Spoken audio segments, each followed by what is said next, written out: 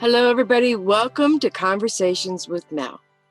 I know I've been kind of like off the grid for a while. What happened is that I went from Michigan to Lancaster, and I have really bad Wi-Fi here, and I'm not able to. I have like one bar, and that's about it. So what I've done is I've recorded this for you instead of doing a live broadcast on Facebook, because I wanted to start doing my series and start to do more broadcasting and more videos for you. So today we're going to cover something that I've talked about in the past, but I've never gone into detail. We're going to talk about when I was a child and something that happened to me. And it happens to many, many people. I mean, many people have the same experience. But I was just, I don't know how old I was. I haven't gotten any clarification on that one at all. So I was at the beach on Lake St Clair, our little local little park that we would go to with our family. My father and mother were there, and my siblings were all with us. And we were out in the water, and my sister was, out there with me, and my older brother. And my little brother was too young to be as far as we were out, and I was not a very good swimmer, so I was on a raft.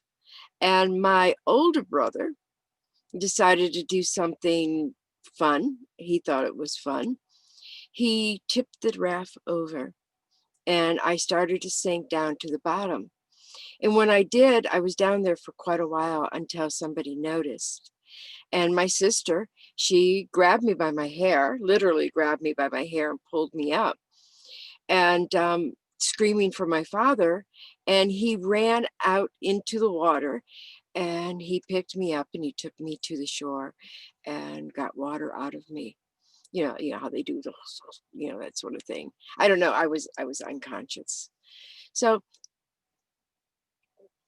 so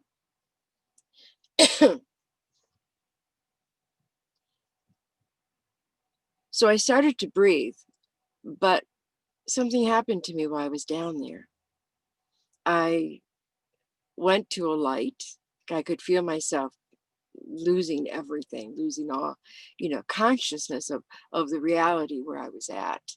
And remember, I was very young, so I don't have a lot of memory of that. And why this is a very important part of my life, this kind of spiraled me into a whole different way of looking at things in the world. And I seemed to journey. I went, and yes, I followed a white light, and I journeyed there, and there were people there, and they were greeting me.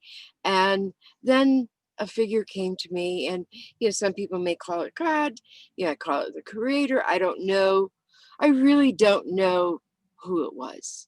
I'm not going to put claims out there that I saw God. I really don't know.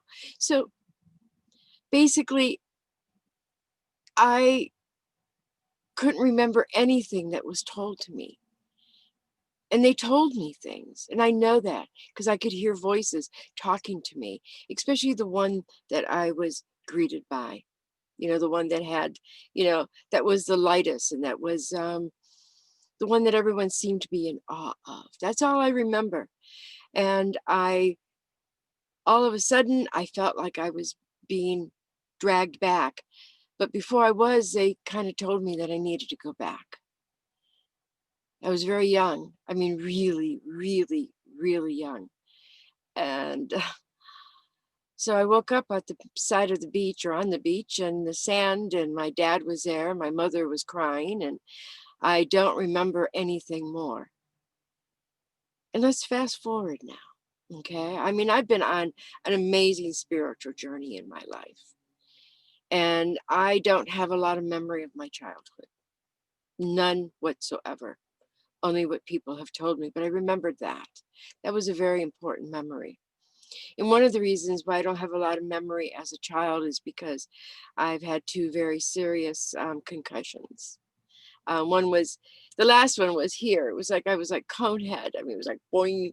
And I was in Redondo Beach area, and I got a little tipsy. No, I got very tipsy, and went and got on top of a hill on my roller skates and roller skated down and hit a rock at the bottom, because I didn't know you're supposed to go side to side. I went straight down, landed on my head, and I was rushed into emergency, and my head was like gigantic. I looked like Conehead, like on Saturday Night Live. It was bad. So, like I said, I don't have a lot of childhood memories, only from what people have told me, and I don't get glimpses of them. I know that I was extremely sensitive. Like if somebody in the classroom stole something, or one of my friends, did something wrong and stole something, I felt like I did it, and I didn't. I could feel people's energy. I could see light around them, and I thought that I was a little bizarre. And I spent a lot of time by myself in my bedroom creating a mess. My sister was very meticulous. She shared bedrooms with me, and her side of the closet was perfect, and mine was scattered and piled up with clothes because I had no use for cleaning. And I don't know where I went. I don't know what I did as a child. I know I played with dolls. We all did. Barbie, so we played with Barbies, and played outside, where when you could go outside all day long and your parents didn't worry about you. And then I got older and older and older. And about 3 years ago, it's going to be about 3 years ago, it was 3 seasons of boondocking in my RV. And this is my RV. I'm in my bedroom slash studio art room. So I have everything in here because I do now as an adult like things organized. But in a small RV, you have to make do. So, so I was out boondocking in Quartzsite. And I've talked about this a little bit before, but never really into detail. So the man that gave me my dog, Kai, was an American Indian medicine man. And he told me that Kai was born for me, and that he was, supposed to be my protector, and that I had all these walls up. And, I did, I just, I was living in Los Angeles, and I just was on my very first trip by getting my RV broken down in Quartzsite. So of course I had walls up. I've lived a very extraordinary life, and I'm not going to go into detail. Those will all come. We'll all talk about my spiritual awakening at different avenues, but we're starting here because this is when I was a child, what I experienced, and how this all started. So he came to my campsite, and he brought another woman named Shirley, and she was an American Indian medicine woman. These are real people. These are not figments of my imagination. These are not spirit guides, as you guys know that I have quite a few of them. And,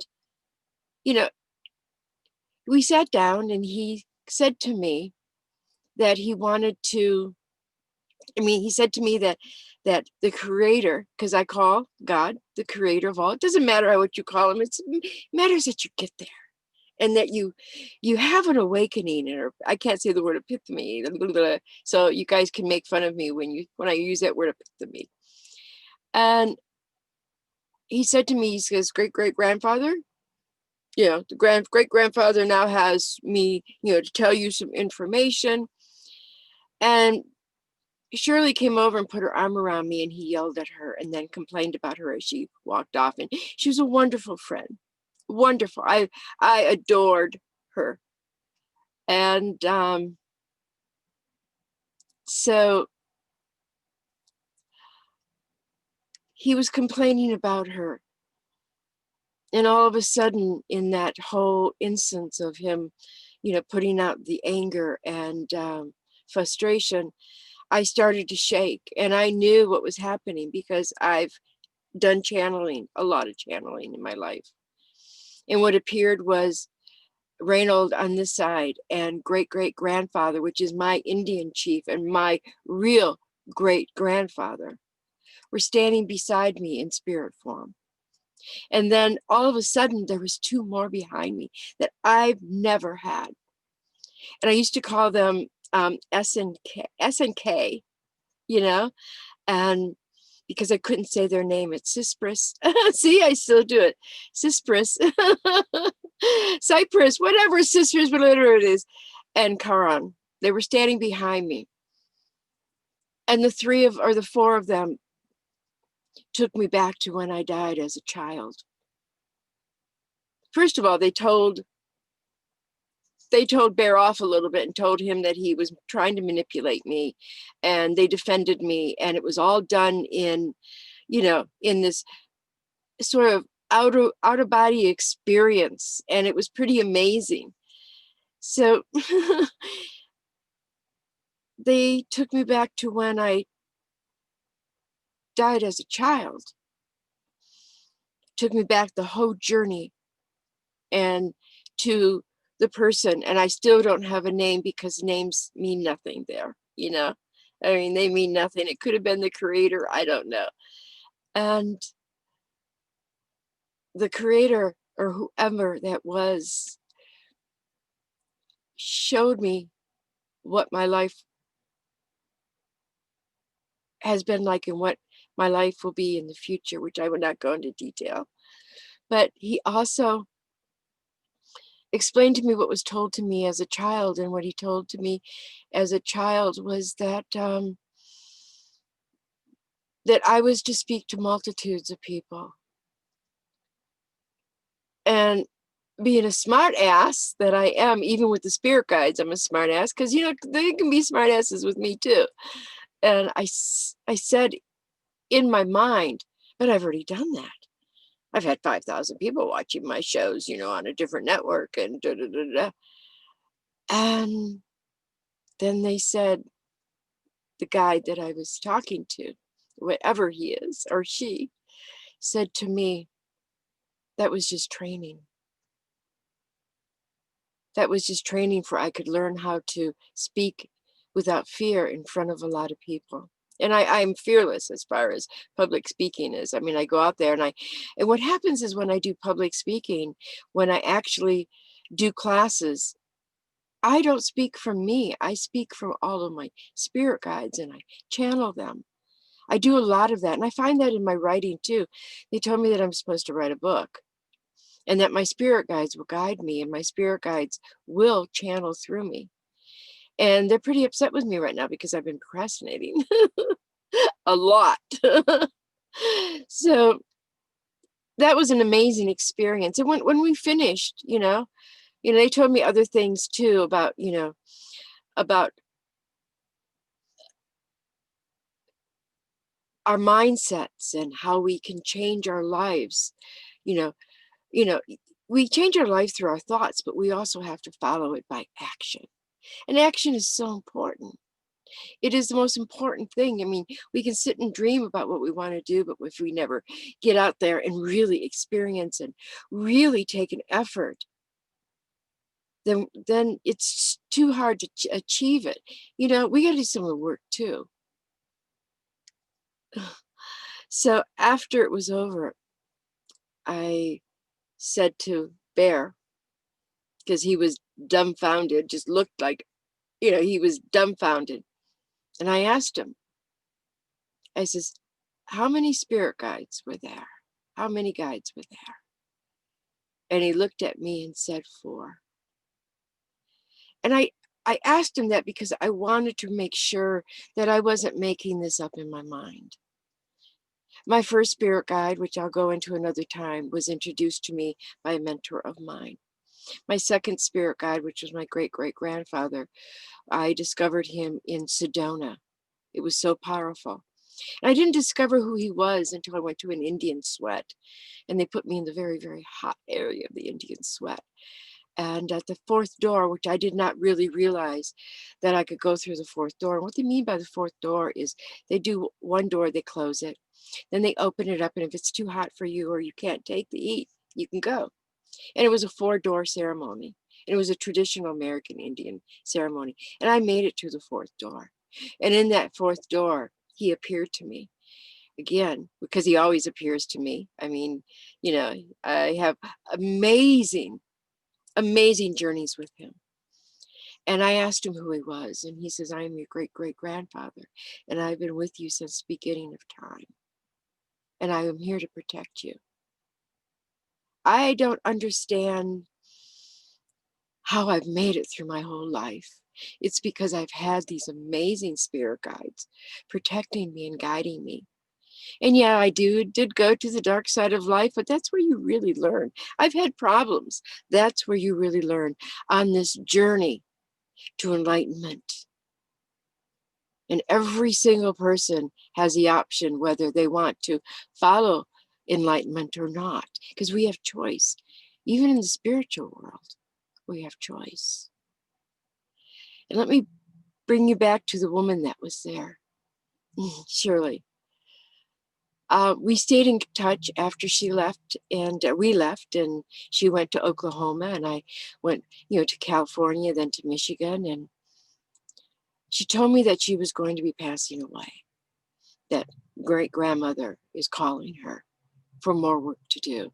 And I got very upset because I didn't understand how this beautiful soul is going to leave. And she was my friend, and I loved her. And I couldn't speak to her on the phone. We'd only did texting because it upset me too much. I asked a lot of questions, did my research. And I found out that, Indian tribes that, when they were crossing the country, and they were crossing probably before us white people got here. If somebody was sick and they were going to die, they would leave their tribe and they would go out into the wilderness and they would pass away. So they wouldn't hold back the tribe. It was for the wellness of the tribe. So on my way to Quartzsite 2 years ago, I got a text from her son and said that she passed away. But while we were talking one time, she told me, when we were talking about this, she told me that she hopes that the creator of all will allow her to be my guide. So when I got back to Quartzsite, I finally built a medicine wheel and a Zen garden. I was in the Zen garden, and meditating, and she appeared to me, and she said to me, she says, Melody, I am not going to be able to be your spirit guide. And she says, but I have someone to introduce you to, and it's Esmira. And it was another spirit guide. And she says, this is a very special spirit guide. This is at the very tops of the dimensions, if you know anything about dimensions, but that's another story. And she disappeared. And when I looked down at my Zen garden that I built, I realized that all my mounds one was for the creator of all that is. And on this side was Reynold. And on this side was great-great-grandfather. Then at the top, there were 3 more mounds of rocks that I built. And this one was on this side, Karin or Cyprus. And this side was Karin, however you pronounce them. And then the center one was Ashmira. I know these stories sound really bizarre. And there's really nothing special about me, except for the experiences that I've had with my spirit guides. You can ask a therapist or a psychiatrist, and I'm not delusional. I am really not. These things actually happen to me. And when you become awakened, things like this will happen to you. But it's taken me since I've been, 4 years old to get to this place. And I'm still learning. I learn every day. Every life experiences, whether it's grand and wonderful or whether it's heartbreaking and sad. I can feel my DNA being activated all the time. I feel energy. I feel solar flares. I meditate, and I'm meditating more. And I'm educating myself. I'm learning. I'm really learning about vibrations by frequencies. I mean, I am here to share it with you. And that's why I do these shows. And I want to thank you so much for watching this. And send it to your friends. Send it to your family. It is about coming together as a human race, as a conscious collectiveness. We are the conscious collective, or it's called the collective consciousness, to be accurate and to be, correct. But I'm never correct on anything because my mind doesn't work that way. I've been severely dyslexic as a child. And I saw things that I didn't know what I was seeing, but it's okay. And I want to wish you all a wonderful day. Please walk in peace, love, joy, kindness, and compassion, and walk to the light because you can change the world. Namaste.